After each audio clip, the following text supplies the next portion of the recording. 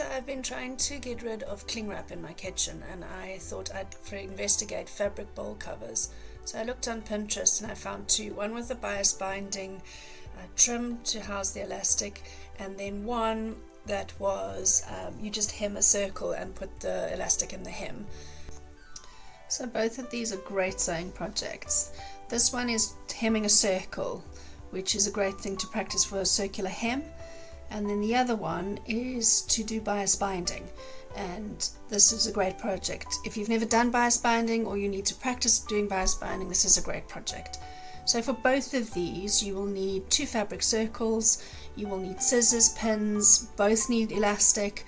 The one with the bias binding will obviously need some bias binding, and then a circle template. Both projects you can use any size bowl. So all you need to do is measure the widest part of your bowl at 5 centimeters either side, and that becomes the diameter of your circle that you're going to cut out. And you can cut it out a scrap piece of paper or anything that you want to be able to make that circle. The next thing that you're going to do is choose material. It needs to be 100% cotton. For these projects I used 100% cotton fabric, but then I also used an old shirt that I checked that it was 100% cotton. So I recently found out you can use Pilot friction pens on fabric. All you do is you draw around your pattern piece and you can cut it out, and if you want to make the ink disappear, all you need to do is iron it. It's great.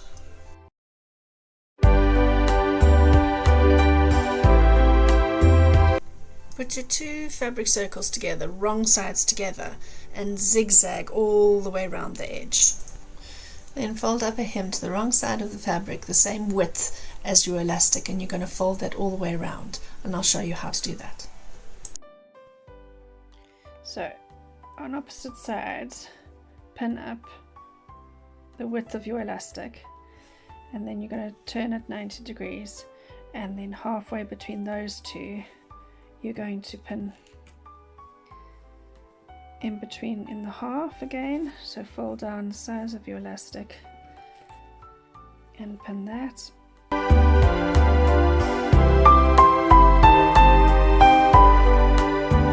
around.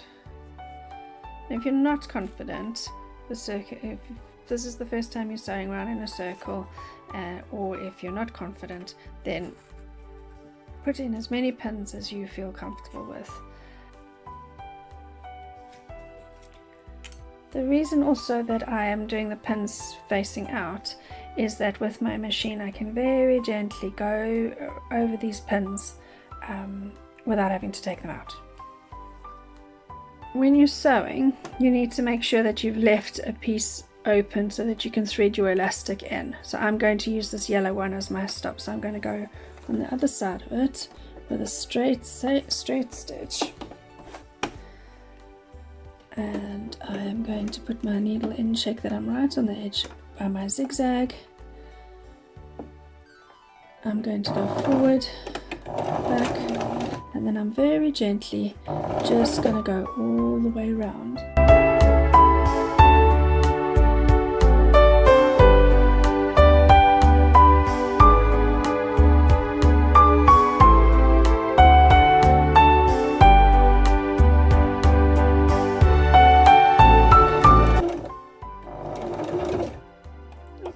Use my yellow pin, and so I'm going to go backwards.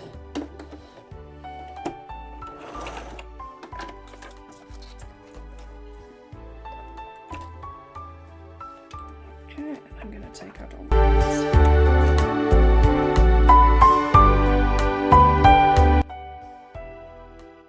pins. So bias binding, you can either make it yourself or you can buy it, and I would suggest if you're a beginner sewer, just buy it.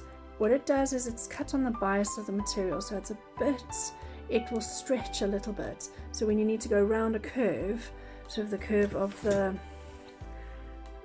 material, it's going to be so much easier to do. Look, you can open up your bias binding, and you want to open it up. This is the right side of the material, and you want to place it, you're going to have to use quite a lot of pins, leave this little bit and I'll show you what to do, how to join the two pieces together. And pin. Now if you have a look here, I can gently just match the bias binding to the circle. So if I open it up and pull it ever so slightly,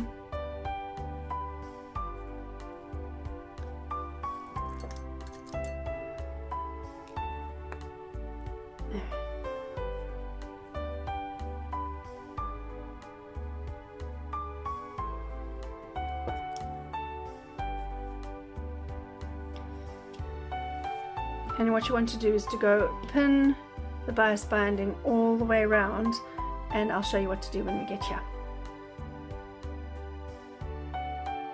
So I've pinned it all the way around. Now we've got to join the two bits of bias binding. So all you do is you fold over and with your finger go up and down so you create a crease mark. And then with this side is carrying it on, and like you're going to join these two together, fold it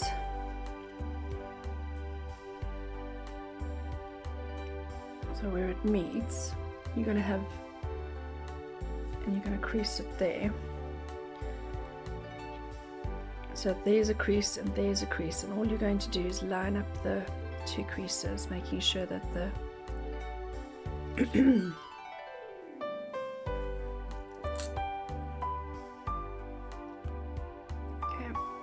making sure that it's open completely. And what you're going to do now is sew along that line over there.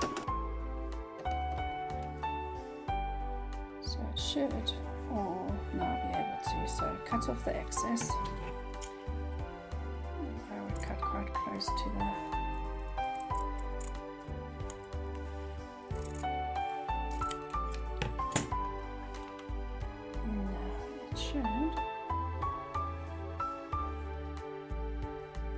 lie flat here. So we pull this in.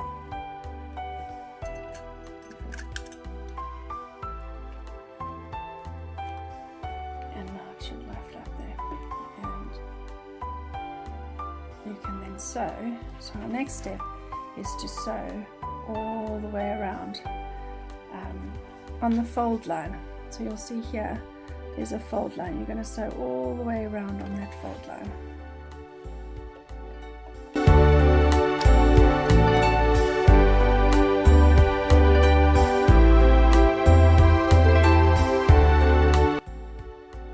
So you've sewn all the way around, and then sort of flip it to the other side.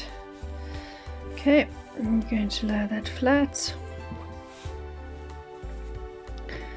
and then this one is going to go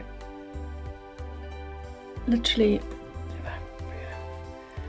you have a look, if you're going to fold it up so that this side is just on there, then you know that you are going to be able to sew through both. If I show you with a pin,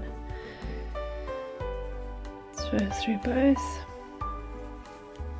When you're sewing along that line, you'll catch both, and you can go all the way around and pin this down, catching both sides in.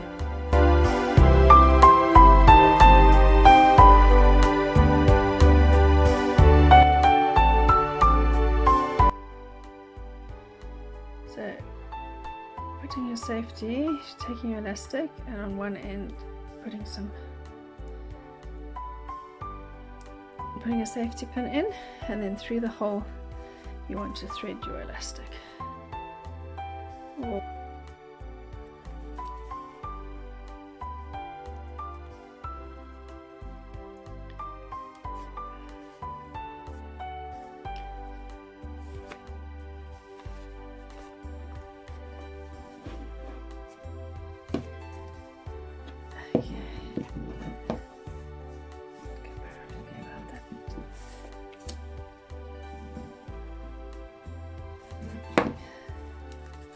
So measure it, pull the elastic out,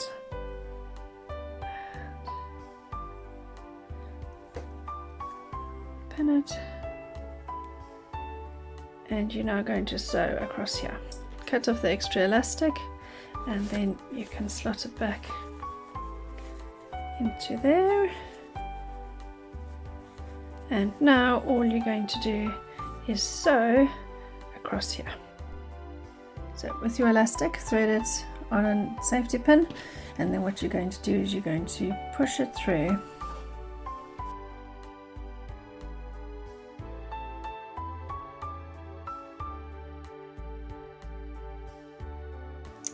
So you've got the elastic that's come through here. So you take your ball, and you put your cover on holding these two, and you want to pull the long bit so you get the excess elastic out, and you make it as tight as you want it.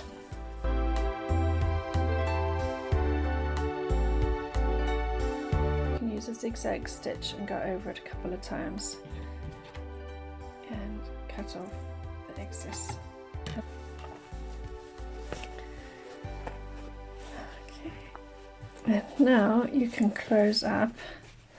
So put the elastic inside, and now you can sew across here.